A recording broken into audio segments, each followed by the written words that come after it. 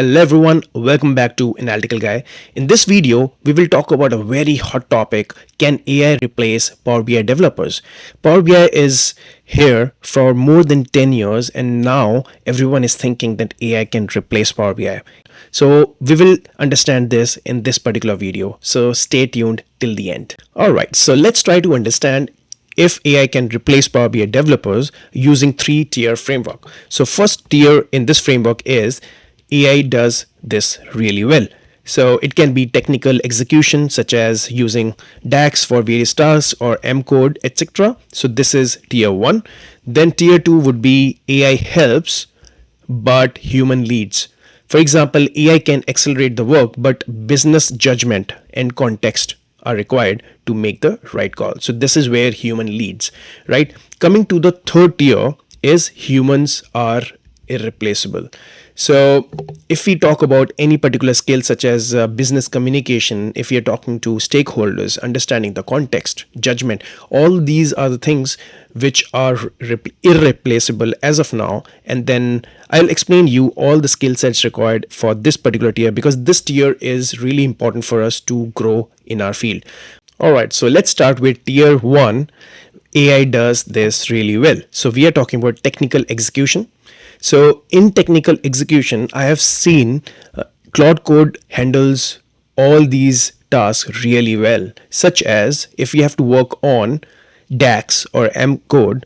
And if you have seen my previous videos, I have done end-to-end Power BI report development using Claude. So you can refer to the top screen and you can have that link to see how it's done.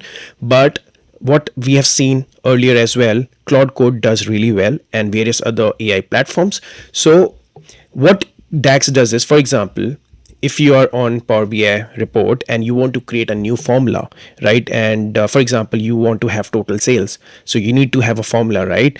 So formulas are created using DAX language. DAX is data analysis expression. This is a language which is understood by Power BI database, right? So it writes measures, it can create calculated columns, right? So these things can be done really well using Claude Code. That doesn't mean that you don't need to learn DAX, but what I'm saying is you need to know the concepts, but majority of the part can be done using Claude Code. Same goes with the M code. So M code is the language understood by Power Query. So if you're cleaning your data or transforming your data when you're importing your data set in Power Query, so that's where M code is required. And these two things are essentially done really well by Claude, right?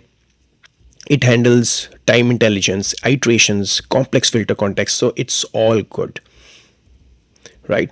Second technical execution is working on semantic modeling, and this is the most important part. For example, if you have multiple tables, you will have to have relationships, right? So once you have, for example, geography related data, you want to have hierarchies like cities should come under states should come under country, all those things. So hierarchies matter. Date table matters. I mean, you should have a date calendar table in your Power BI. Star schema setup. So if you're working on multiple tables and you have dimensions and fact, so this is where the semantic modeling concepts come into the picture. And once you provide the skill in Claude Code, this is predominantly handled quite nicely by Claude and various other AI tools. Third is theme and visual formatting.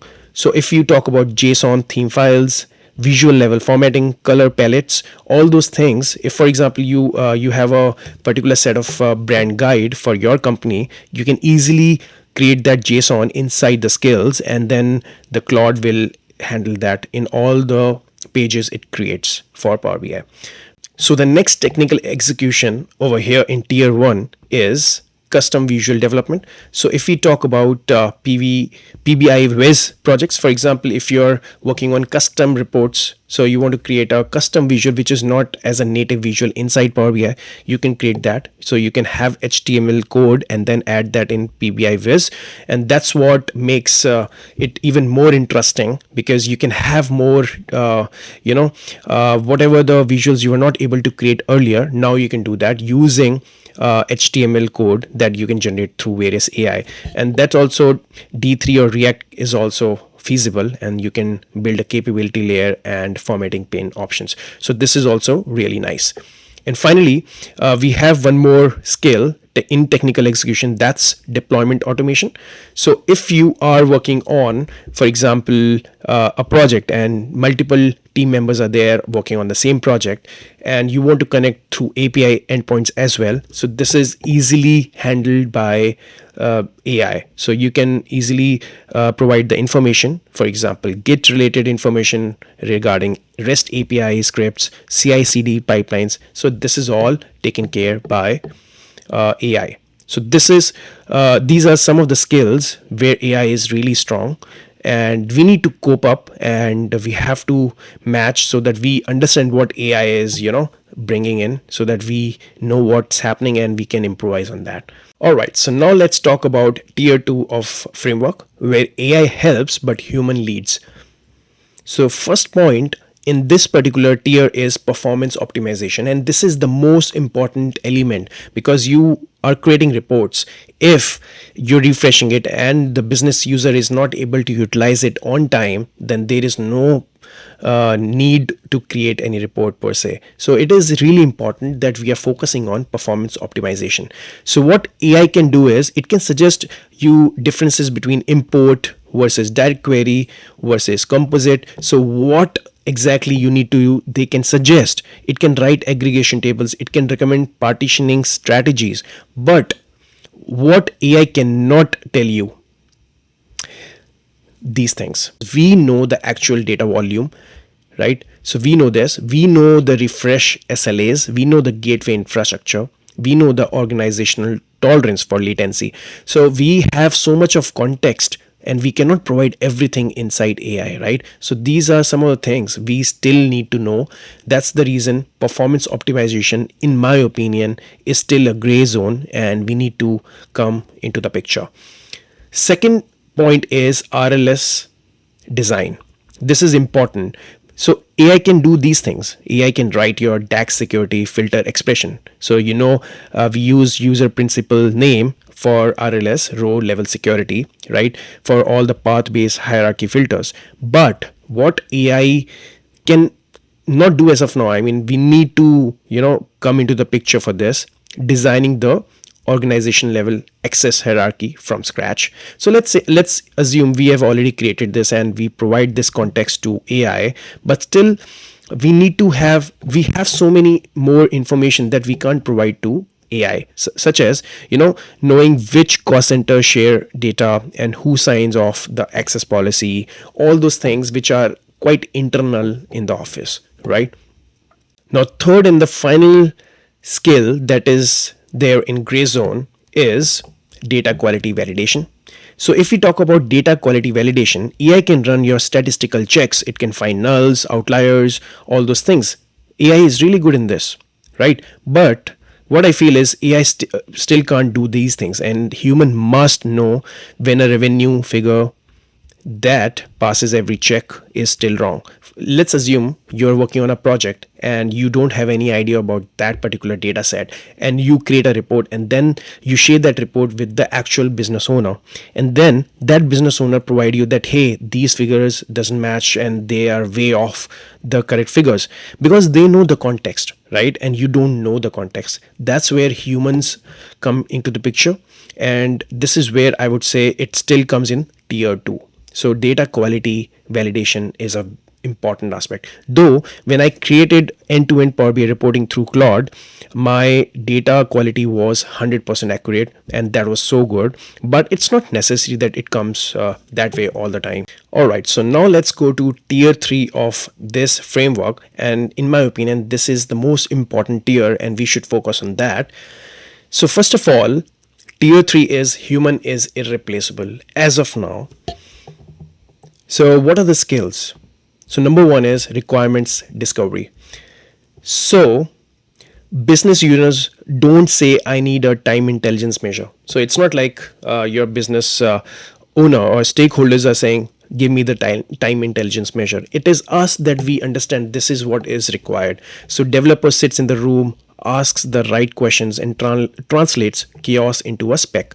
So the most important part is asking the right questions. So for example, you are on Claude and you mentioned that I want these 4 pages, and one page should have, let's say, overall overview of the data set. Second page is on geography, third is product analysis, fourth is inventory. So you have provided all the context and it provides you those pages, but it don't you have not asked the right questions, so it will assume and do behind the scenes for you, right? So asking the right questions is still a very important part, and this is what resonates with the context, and that's what we call prompting as well, right? Second is tribal knowledge and business context. And so for example, if you are working on, let's say, retail data set, that's what we did last time as well. So if you are predominantly a beginner and you don't know anything about your business, right, you will not be able to ask the right questions first of all, then you won't be able to understand your data. So why that one cost center is excluded, why Q3 2022 is anomalous, which vice president will reject a report if it uses green. So many questions are there, so much of context is there, you can't put in everything in Claude or any other AI tool, right? Third is iterative co-design. So what iterative co-design means? So seeking a stakeholder's face when a layout doesn't click. For example, you are sitting in the presentation room and you are discussing with the stakeholder, right? So you can have different questions and you can pivot and brainstorm and come to a particular conclusion that this is what we want, right? So this kind of brainstorming session is not there in AI. I mean, you can do it yourself, but this kind of brainstorming is missing. Prototyping on a whiteboard. So this is what a traditional way of designing a thing was there, right? Reading in the room. No way AI can attend a discovery workshop and adapt to what the group energy is telling it. So this is something I feel like this is what we call people element is there, and it is irreplaceable. These are 4 more skills which I feel are irreplaceable. So, which is on trust, governance, and the judgment call. So, first is stakeholder trust and adoption. So, for example, you have created a report and you have been working with your boss for so many years. Now, he trusts you that you have been doing good and whatever you deliver would be accurate. Now, the same thing has been done through AI. Now, there would be some credibility issue. Boss might not be able to trust what has been generated through AI.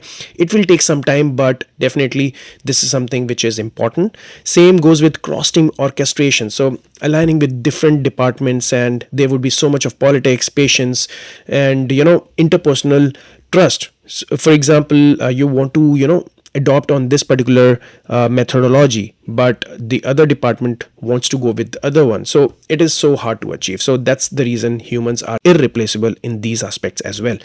And this is one of the most important element, I would say. Governance and data strategy. Security becomes so important when we are talking about AI. So now it's a brutal truth that if you're working on Power BI reporting, you have to use AI. I mean, if you're not using AI, then your job is on stake. So if you're using AI plus Power BI, then security is very important.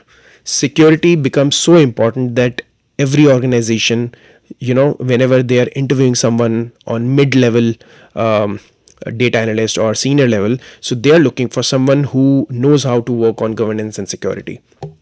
And finally, the judgment on done, knowing when a report is good enough to ship versus when it is confused, when it will confuse the audience. So this requires the existing context and knowledge. So this is where humans are still irreplaceable.